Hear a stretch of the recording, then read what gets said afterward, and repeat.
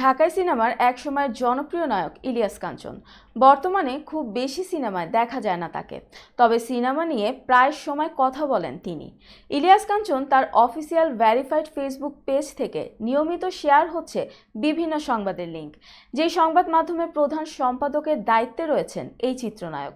বিস্তারিত নুসরাত সাজিয়ার ডেস্ক রিপোর্টে। ভালো বাংলা সিনেমা হবে, ভালো বাংলা সিনেমা দেখতে হবে। তুফান শুরু হয়ে গেছে, বাট আমার এই বাংলা কেন পিছিয়ে থাকবে? এই তুফান একদিন ডিস্ট্রিক্ট লেভেলে খেলবো, কিন্তু বাশির ভাই জানতো না আমি একদিন ন্যাশনাল লেভেলে খেলবো।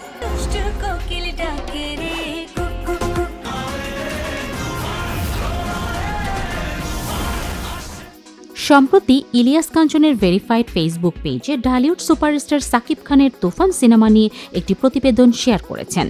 কলকাতায় বড় ধাক্কা খেল তুফান শিরোনামের সেই সংবাদটি সাকিব ভক্তদের মধ্যে মিশ্র প্রতিক্রিয়া সৃষ্টি করেছে। সেই পোস্টটি ভালোভাবে নেননি অপু বিশ্বাস। ইলিয়াস কাঞ্চনের ওই পোস্টে কমেন্ট করেছেন অভিনেত্রী। সরাসরি ইলিয়াস কাঞ্চনকে প্রশ্ন করে অপু বিশ্বাস বলেন, আসসালামু আলাইকুম, আপনি একজন গুণী এবং অভিভাবক ইন্ডাস্ট্রির জন্য।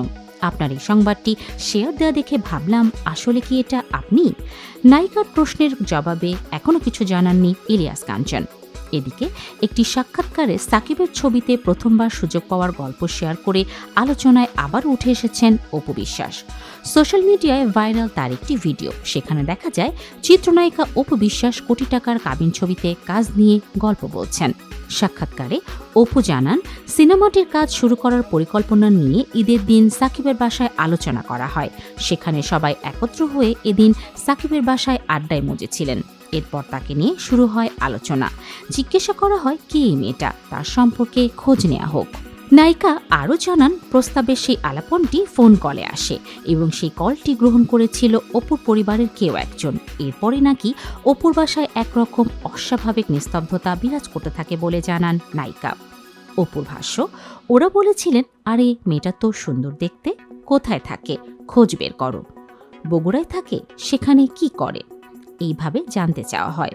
এরপর ঈদের পরের দিন ফোন চলে আসে। সেই কলে বলা হয়, আমরা একটা কোটি টাকার কাবিন নামে ছবির কাজ করছি, আপনার মেয়েকে ভালো লেগেছে, সে যদি ফুল ফ্রেমের নায়িকা হতে চায় তাহলে কাজটি করাবো। অপু আরও বলেন, এটি শুনেই আমার বাড়িতে যেন হরতাল, ধর্মঘট, স্ট্রাইক যা কিছু আছে তা চলতে থাকলো। বাবা আরেক ঘরে, মা আরেক ঘরে, যেন মনে হচ্ছে বাড়িতে ডাকাত পড়েছে। প্রসঙ্গত 2006 সালে সাকিব খান ও অপু বিশ্বাস জুটিবদ্ধ হওয়া সেই কোটি টাকার কাবিন ছবি 2006 সালে মুক্তি পায় এবং মুক্তির পরই তাদের প্রথম ছবিতেই এই জুটির বাজিমাত হয়।